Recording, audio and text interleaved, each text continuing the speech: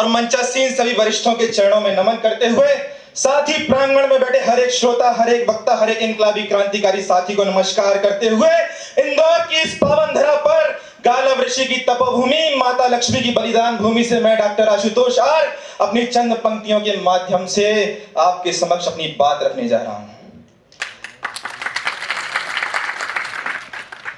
आज जब मैं इस मंच पर खड़ा हूं तो मेरे मन में एक ही विचार बार बार गूंजता है।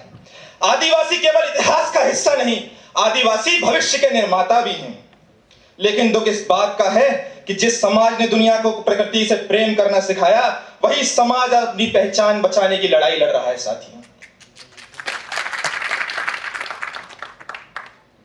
मैं एक ऐसे विषय पर बोलने जा रहा हूं जिसकी जड़ें इस धरती की सबसे प्राचीन स्मृतियों में है और जिसके बिना भारत की कल्पना करना अधूरी है। यह विषय केवल विकास का नहीं बल्कि अस्तित्व, न्याय और ऋण का विषय है। एक ऐसा ऋण जो इस राष्ट्र से हजारों वर्षों से अपने मूल्यवासियों पर बनाया है। आज हम आजादी के 69 वर्ष पूरे कर चुके हैं। हम बात करेंगे उनके योगदान की, जिन्होंने आजादी से पहले, आजादी के दौरान, आजादी के बाद भी अपना सब कुछ इस माटी के नाम कर दिया, पर इतिहास के पन्नों में उनका नाम फुटनोट बनकर रह गया। महान गौड़ी विद्वान और कवि दलपत सिंह रेंगा कहते थे, जंगल हमारा घर है, नदी हमारी मां है और पहाड़ हमारे पूर्वज। इन्हें बचाना हमारा धर्म नहीं, केवल आजीविका नहीं। आदिवासी समाज के लिए विकास का अर्थ कंक्रीट में बदलते हरे भरे जंगल नहीं, आदिवासी विकास का अर्थ है न्याय। भूमि पर अधिकार का न्याय, जल जंगल जमीन पर संरक्षण का न्याय, शिक्षा में अपनी भाषा और सत्ता में भागीदारी एवं इतिहास में पढ़ने का न्याय, ऐसी स्वास्थ्य सुविधाएं जो उनके पारंपरिक ज्ञान को नजरअंदाज ना करें, ऐसी आजीविका जो उन्हें मजदूर नहीं बल्कि धरोहर का स्वामी बताएं। साथियों, यह हमें समझना होगा कि भारत का स्वतंत्रता संग्राम सिर्फ 1857 या 1920 में शुरू नहीं हुआ। यह तो सदियों पहले उसी पल शुरू हो गया था जब एक विदेशी ताकत ने इस धरती के मूल्यवासियों की स्वतंत्रता छीननी शुरू की। और दुर्भाग्य से यह संघर्ष, यह बलिदान आज भी थमा नहीं है। यहां केवल भगवान बिरसा मुंडा, तिलका मांझी या रानी दुर्गावती का नाम लेकर हम अपनी जिम्मेदारी से बच नहीं सकते। इतिहास ऐसे अनगिनत नामों से भरा पड़ा है जिन्हें हमने भुला दिया।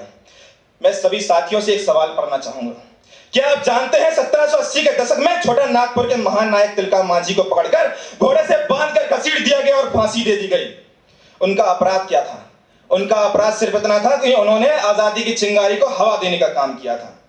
मैं आपसे एक और प्रश्न पूछना चाहूंगा साथियों, क्या आप जानते हैं सिद्धो कान्हू मुर्मू के साथ क्या हुआ? 1855 के संथाल हुल विद्रोह के नायकों को पकड़कर सरेआम फांसी दे दी गई। रानी गाइदिन्यू का नाम सुना होगा आपने। 16 साल की उस क्रांतिकारी महिला को लगातार जेल में भेज दिया गया। 14 साल उन्होंने जेल में बिताए, लेकिन वह कभी झुकी नहीं।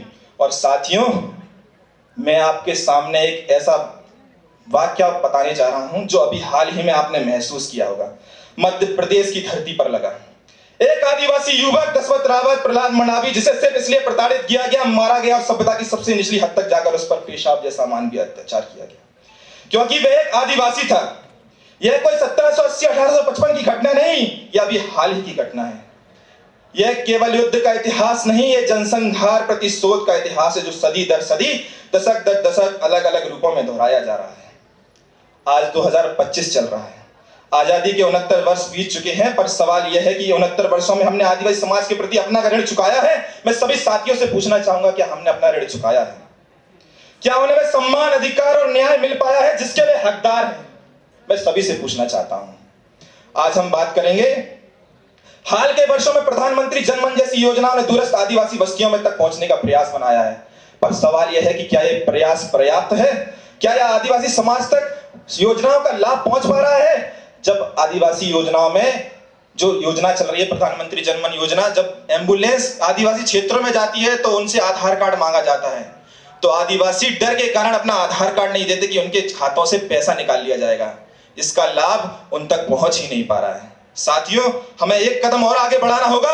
आदिवासी समाज को केवल योजनाओं का लाभार्थी या विकास का विषय नहीं, बल्कि राष्ट्र निर्माण का, सत्ता का भागीदारी और नेतृत्वकर्ता भी बनाना होगा।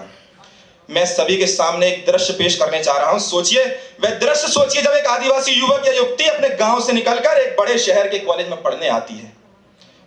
उससे जब पूछा जाता है, तुम्हारी भाषा क्या है, तुम्हारे नायक कौन है, और उसके पास जवाब में हमारी किताबों में छपे हुए नाम तक नहीं रहते। उसकी पहचान धुंधली पड़ जाती है, और जब उसके मन में एक नया डर बैठ गया कि उसके साथ वह ना हो जो दशवत के साथ और प्रहलाद मंडावी के साथ हुआ।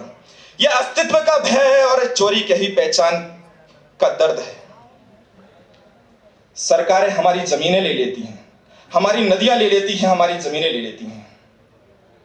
वर्तमान की बात तो छोड़िए, सरकार आज देश में बिहार के अंदर एक बड़े उद्योगपति को करोड़ों अरबों रुपए की जमीन लीज पर 30 वर्षों के लिए व्यापार के लिए दे दी गई, परंतु इस देश के गरीब मजदूर, एक आदिवासी व्यक्ति जब लोन लेने जाता है तो उसे बैंक के इतने चक्कर कटवाए जाते हैं कि वह थककर घर बैठ जाता है।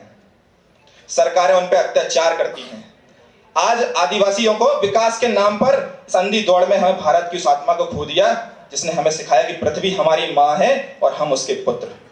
तो सभी साथियों, आइए हम सब मिलकर संकल्प लें, हम संकल्प लें कि अपने बच्चों को बिरसा तिलका, सिधो कान्हू, रानी दुर्गावती और रानी गायदुल्लू की गाथा सुनाएंगे और उन्हें यह भी सिखाएंगे कि एक इंसान का दूसरे इंसान पर किसी भी प्रकार का अत्याचार का विरोध, फिर चाहे वो जाति, धर्म, मजहब व किसी भी आधार पर किया जा रहा हो, वह नहीं होगा।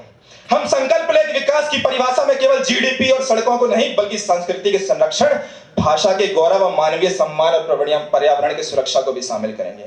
हम संकल्प लें कि आदिवासी समाज को केवल भिक्षा का पात्र नहीं बल्कि इस राष्ट्र का सबसे गौरवशाली स्तंभ मानेंगे और उनकी सुरक्षा, सम्मान की गारंटी देंगे।